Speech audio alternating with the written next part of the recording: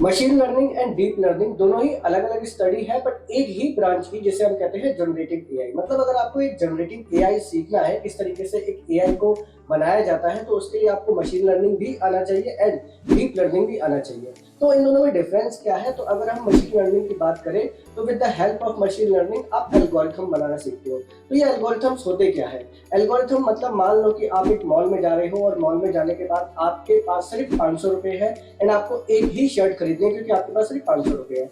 आप मॉल के अंदर एंट्री करते हो, एंट्री करते के साथ ही आप लिस्ट में करीब 8 या 10 शर्ट देख लेते हो, जिसमें से आपको एक शर्ट अचानक से पसंद आ जाती है और वो बहुत ही ज्यादा पसंद आती है। तो उसका आप एक प्राइस देखते हो जो कि है 1000 रुपीज, बट आपकी पॉकेट में सिर्फ 500 रुपीज है। तो वहां पे आपका ब्रेन बोलने लगेगा यार शर्ट तो पसंद आ रही है लेकिन मेरे पास सिर्फ 500 रुपीज है, तो चेक करता हूँ क्या मेरे पास और पैसे है या नहीं है। तभी आप देखोगे नहीं यार बजट में इतना नहीं है, तो मैं इस शर्ट को नहीं ले सकता क्योंकि ये बजट से आउट है, ठीक। लेकिन आपको वो पसंद आई, तभी आप आगे जाते हो। आगे जाने के बाद आप बहुत सारी शर्ट देखते हो और हर एक शर्ट का प्राइस होता है 500 रुपीज, और उसमें से आपको लगातार 5 शर्ट पसंद आ जाती है और सबके कलर अलग अलग होते हैं, सबके डिजाइन भी अलग अलग होते हैं। बावजूद इसके आपको मान लो 5 शर्ट पसंद आ जाती है जिसका सेम प्राइस 500 500 500। अब उसी दौरान आपका ब्रेन अलग तरीके से काम करना स्टार्ट कर देगा। अब देखो पहले क्या हो रहा था, जब आपको 1000 रुपए की शर्ट पसंद आई थी तब उसमें आप कंपैरिजन करने लगे थे अपने पैसों से, मतलब 500 एंड 1000 रुपीज। मतलब मेरे पास 500 का बजट है, तो आपने उस अच्छी खासी शर्ट को रिजेक्ट कर दिया just because of budget issue, ठीक। अब 5 शर्ट में आपको पांचों की पांचों पसंद आ गई है, ठीक है, कलर डिजाइन सब कुछ पसंद आया, लेकिन अब आपका ब्रेन इन पांचों में कंपैरिजन करना स्टार्ट कर देगा। कंपैरिजन मीनिंग कि अब आपका ब्रेन कहेगा कि यार मेरे को नियरली शादी में जाना है या किसी फंक्शन में जाना है, तो मैं पैंट कौन सी पहनूंगा। तो आप क्या करोगे, उस शर्ट को चुनोगे जिस शर्ट का मैच उस पैंट से करेगा जो आपके पास पहले से ही एग्जिस्ट है। तो आप देख रहे हो आपका ब्रेन किस तरीके से काम कर रहा है। पहले क्या कर रहा था भाई, वो कंपैरिजन कर रहा था पैसों के बीच में, लेकिन अब कंपैरिजन कर रहा है कि इन 5 शर्ट में से मैं कौन सी शर्ट लूं जो मेरी पैंट से कंपेयर करेगा।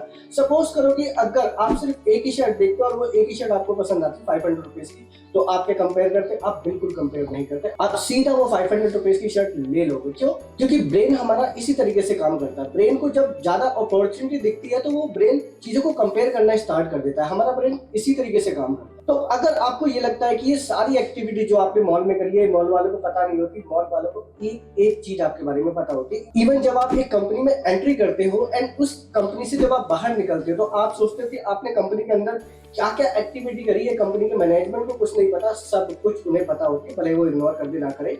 तो ये सब उन्हें पता कैसे होती है? ये सब एल्गोरिथम की मदद से होता है। मतलब एक क्लाइंट या कस्टमर क्या क्या रिएक्ट कर रहा है किसी भी प्रोडक्ट के ऊपर, तो उसके क्या क्या फीडबैक है, क्या क्या रिएक्शन है, किस तरीके से वो किसी भी प्रोडक्ट को पसंद करता है या फिर ना पसंद करता है। तो ये सारी चीज एक मशीन के अंदर कैद की जाती है, और वो कैसे की जाती है? With the help of algorithm. और वो एल्गोरिथम बनाने में कौन हमारी मदद करता है? वो करता है मशीन लर्निंग। तो अगर आप मशीन लर्निंग सीख जाते हो तो आप एल्गोरिथम बनाना सीख जाओगे किसी भी कंपनी के लिए। उसकी प्रोडक्ट की अच्छी सेल बढ़ाने के लिए या फिर उसकी कंपनी की ग्रोथ बढ़ाने के लिए आप एक मशीन तैयार करते हो जो उस कंपनी की एल्गोरिथम्स को बनाता है, और with the help of algorithm वो कंपनी अपने प्रोडक्ट को या फिर ये कहो उसकी ग्रोथ को आप बूस्ट करा देती है। तो वहीं अगर मैं बात करूं डीप लर्निंग की, तो डीप लर्निंग में आप न्यूरल नेटवर्क के बारे में सीखते हो। न्यूरल नेटवर्क कौन कौन से होते हैं? जैसे कि परसेप्ट्रॉन जो डिटेक्शन में हेल्प करता है, जैसे कि आपका ईमेल जब आपके पास आता है वो फ्रॉड है, स्पैम है, ये कौन डिटेक्ट करता है? वो परसेप्ट्रॉन की हेल्प से, न्यूरल नेटवर्क की हेल्प से वो डिटेक्ट होता है। वहीं अगर हम बात करें दूसरे न्यूरल नेटवर्क की, तो वो CNN कहलाता है, कन्वोल्यूशनल न्यूरल नेटवर्क। एक और होता है RNN, रिकरेंट न्यूरल नेटवर्क। उसी का एक सबसेट होता है LSTM, long short term memory. अब देखो इन न्यूरल नेटवर्क का काम क्या होता है, जैसे कि आपने देखा होगा टेक्स्ट टू इमेज जनरेशन या फिर टेक्स्ट टू एनिमेशन जनरेशन या फिर इमेज टू एनिमेशन जनरेशन। तो ये कौन हेल्प कर रहा है? ये हेल्प कर रहा है CNN, कन्वोल्यूशनल न्यूरल नेटवर्क। जब ये अस्तित्व में आया था डीप लर्निंग की हेल्प से, तो आपने देखा होगा कि AI के अंदर मानो जैसे एक जान फूंक दी हो, मतलब कि अब AI नहीं रहा, मतलब एक वो महज इंटेलिजेंट नहीं रहा, वो इंसानों की तरह काम करना स्टार्ट कर चुका है। किसकी मदद से? न्यूरल नेटवर्क की मदद से। तो ये न्यूरल नेटवर्क आप कहां से सीखोगे? या डीप लर्निंग में सीखोगे। जैसे कि CNN है, convolutional neural network, RNN, recurrent neural network, इसका सबसेट है LSTM, long short term memory.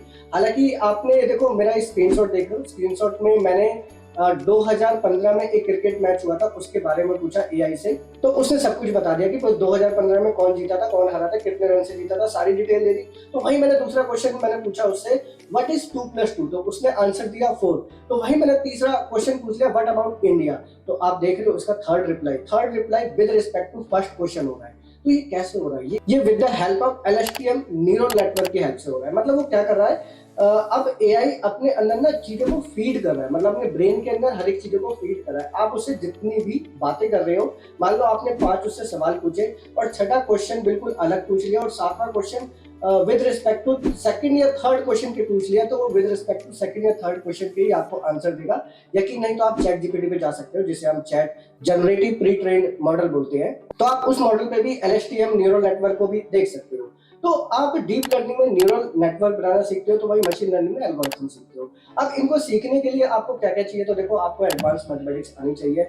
Advance mathematics में आपको calculus, algebra, statistics and probability, इनकी एडवांस नॉलेज आपको होनी बहुत जरूरी है। सेकंड, आपको प्रोग्रामिंग नॉलेज आनी चाहिए, जिसमें मैं पाइथन रेकमेंड करूंगा। इवन मैं क्या रिकमेंड करूं, पाइथन की हेल्प से ही आप पूरे प्रोग्राम को रन कर पाओगे। और पाइथन की काफी सारी लाइब्रेरी है, जैसे साईपाई, नमपाई, पांडा, साइकिट-लर्न, मैटप्लॉट लाइब्रेरी, तो ऐसी बहुत सारी लाइब्रेरी है। प्लस उसके फ्रेमवर्क आपको आने चाहिए, जैसे कि फास्ट एपीआई, डीजेंगो, ठीक है। तो ये फ्रेमवर्क एंड लाइब्रेरी अगर आपको आती है और आप काम करोगे जुपिटर नोटबुक पे, तो अगर आपको machine learning and deep learning में बिल्कुल डीप जाना है, देन आपको एडवांस मैथमेटिक्स प्लस प्रोग्रामिंग की इतनी समझ तो होनी ही चाहिए, तभी जाकर के आप deep learning and machine learning में अपनी कमांड अच्छे से बना पाओगे। उम्मीद करता हूँ आपको ये वीडियो पसंद आई हो। Thank you so much for watching.